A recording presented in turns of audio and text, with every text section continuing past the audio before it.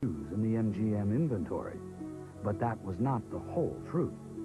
Soon, what was common knowledge among Hollywood costumers became obvious to Roberta Bauman, David Weiss, and not insignificantly, the man who paid $15,000 at the MGM auction for what he thought were the only ruby slippers. After the sale, Debbie Reynolds quietly told people she didn't bid on the shoes because she believed they belonged to Judy Garland's stand-in. I tried them on, and I would have bid, but I knew they weren't the real pair, so why would I bid? What Reynolds didn't say was that she knew there were other pairs of ruby slippers, and she knew who had them. His name was Kent Warner, and he alone held the secret of the missing ruby slippers.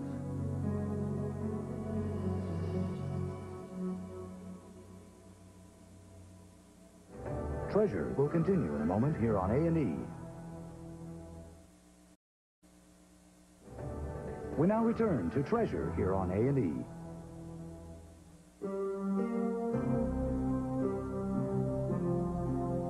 After the MGM auction and Roberta Bauman's revelation, the mystery of the ruby slippers began to grow. People began to wonder how many pairs actually existed. Only one man ever knew. His name was Kent Warner. He was a Hollywood costumer who was very bright and talented, with a keen understanding of movie history. Like Debbie Reynolds, Kent Warner witnessed the wholesale trashing of Hollywood's most important costumes and props during the 1960s and 70s. He watched the big studios throw everything away, and he did something about it. His friends called him Lana Lift, but he became better known as Hollywood's Robin Hood. Because of his clandestine actions, many Hollywood treasures were saved from destruction. Kent Warner came to Hollywood when he was 21 years old.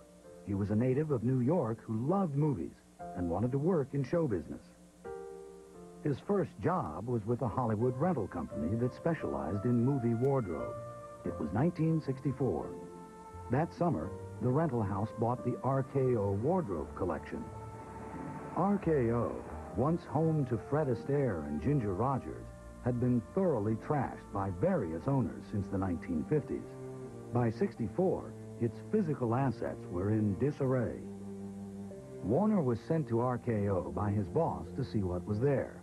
He was shocked. Some costumes were being used as kitchen rags. Others were rotting on their hangers.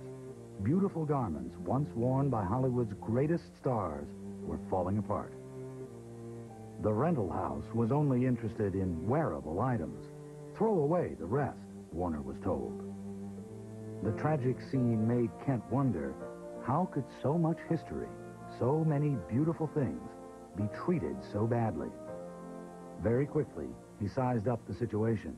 The studios, all of them, were systematically trashing important Hollywood artifacts. He saw it being trashed. I saw it being trashed. I would drive every night off the lot, and they were burning film clips over in trash cans. They threw all the original music, all the scores over when they were building the freeway. It's buried under the freeway. Kent Warner agonized about this.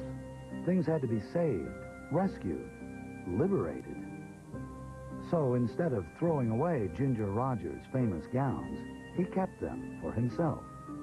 But Kent Warner took his work one step further. Some clothes, like top hats, were reusable, but Warner didn't turn in the ones marked with the name Fred Astaire, and nobody missed them. Kent Warner understood the value of historic costumes. They were treasures, worth good money. One thing led to another, and soon Kent Warner was quietly selling wardrobe out of the trunk of his car. It was risky, but lucrative and rewarding. Almost single-handedly, he created a thriving underground marketplace for historic Hollywood memorabilia.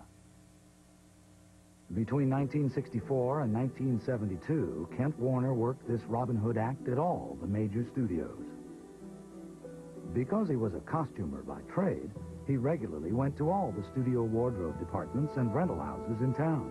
He got to know all the people, even the gate guards. He could drive his car anywhere on any lot, and carry off an armful or rack of costumes. He had carte blanche. He also had a connoisseur's eye. Warner recognized the important pieces and went for them. He sought out clothes worn by Rudolph Valentino, Marilyn Monroe, Clark Gable, Greta Garbo, and not just run-of-the-mill items, but key pieces like Bogart's trench coats from Casablanca. He went for the best. Certain costumes had personal value to him, especially those worn by Judy Garland. Kent Warner idolized Judy Garland.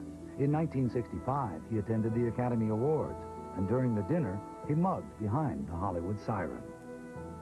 More than anything, Kent Warner hoped that one day he might be able to find and rescue Judy Garland's ruby slippers. The day came in 1970 when Kent Warner hired on at MGM to help prepare the costume inventory for auction and liquidation. He worked there. He worked for free. They gave him costumes instead of money.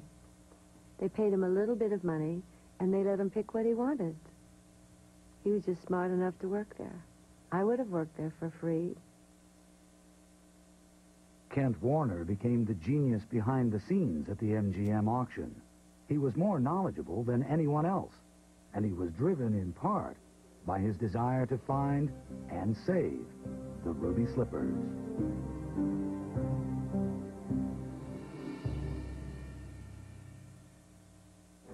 Treasure will continue in a moment here on A&E.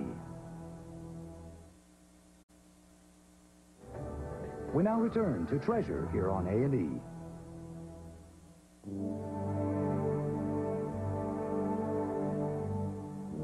In the spring of 1970, Kent Warner quietly searched every inch of MGM for the ruby slippers. He had no idea what he might find. Finally, he came to a decrepit building where thousands of old costumes were stored. Somewhat precariously, he climbed into the loft. It was hot, smelly, and dark, he later told friends. Then a ray of sunlight picked up the glimmer of a sequin. I walked over. I didn't touch them. I blew the dust from them. The red and the sequins appeared, and I knew they were the ruby slippers. Warner found all of them, he thought, including the Arabian test pair. It was the most exciting moment of his life. But what he did next was most intriguing. Rather than hand them over to the auction, he took them home. One by one, he studied each pair, each shoe, examining them carefully, looking at the numbers stamped on the creamy kid leather lining. He looked at the writing in each, and he determined which were which were used for the dance numbers, which used in medium and long shots, which were used for the close-ups, which were used by the stand-in. This mattered to Kent Warner and to history. He also found something remarkable. Two pairs, one well-worn, the other in perfect condition, appeared to be cross-matched in size and stock numbers. In fact, the right shoe of one pair matched the left of the other, and vice versa. Because the shoes were slightly different in size, one 5C, the other 5BC, this discovery meant one of two things. One, that Judy Garland had 1 foot bigger than the other, but more likely, the pairs were mismatched in the sequining process. This was a classic example of how Hollywood worked, often haphazardly. Most important to Warner were the close-up or insert shoes, the Take Me Home to Kansas shoes, the Witch's shoes. These he would keep for himself. Altogether, the trove of ruby slippers were an incredible find. Only a couple of people knew Kent Warner had them, fellow costumers working the auction, but even they were not privy to the details. The ruby slippers were his secret, his delicious secret.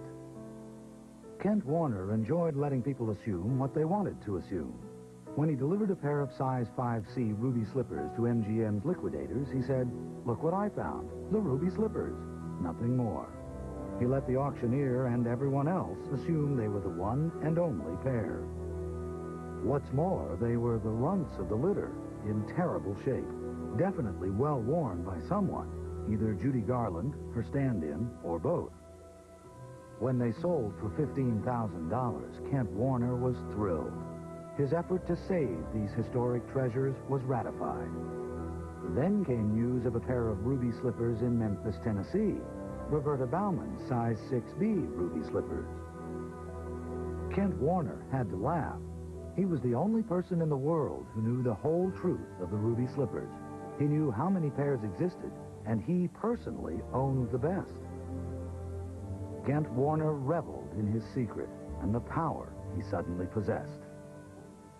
When he told people he planned to sell some of the slippers, the genius of the MGM auction became everyone's best friend.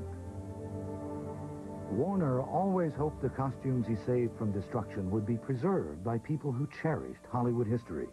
People like Debbie Reynolds,